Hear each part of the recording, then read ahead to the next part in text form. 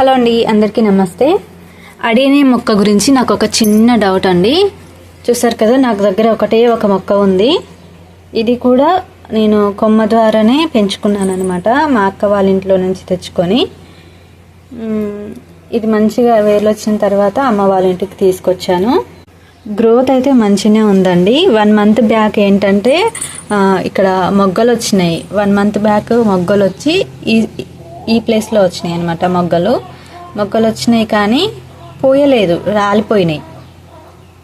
మొగ్గలన్నీ కూడా రాలిపోయినాయి. రాలిపోయిన తర్వాత మళ్ళీ ఎగురు వచ్చింది. ఇంత ఎదిగిన తర్వాత 1 మంత్కి మళ్ళీ ఇక్కడ మొగ్గలు వస్తున్నాయి. చూసారు కదా, ఇక్కడ మొగ్గలు వస్తున్నాయి.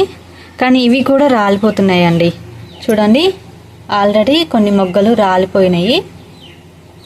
ఇలా రాలకుండా ఉండాలంటే ఏం చేయాలో ఒకసారి మీరు నాకు కామెంట్ చేయండి. మీకు తెలిస్తే, ఈ వీడియో చూసే వారిలో ఎవరికైనా తెలిస్తే తప్పకుండా కామెంట్ చేయండి దయచేసి. ఎందుకంటే ఇవి పూస్తే చూడాలని ఉందన్నమాట. ఒక్కసారి కూడా పోయలేదు. ఒకసారి పూస్తాయేమో అనుకుంటే అవి రాలిపోయినాయి. మళ్ళీ ఇవి పూస్తాయేమో అనుకుంటే ఇవి కూడా రాలిపోతున్నాయి.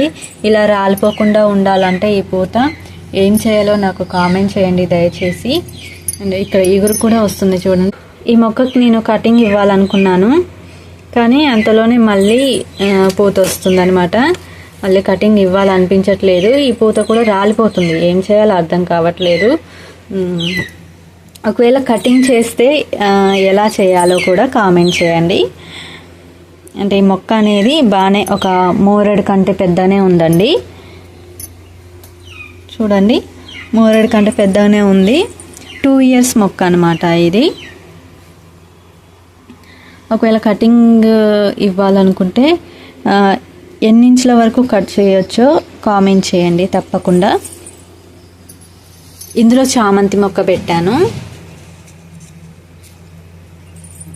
మొగ్గలు వస్తున్నాయి అంటే కటింగ్ చేసి పెట్టాను అనమాట. మంచిగా గ్రోత్ బాగానే ఉంది.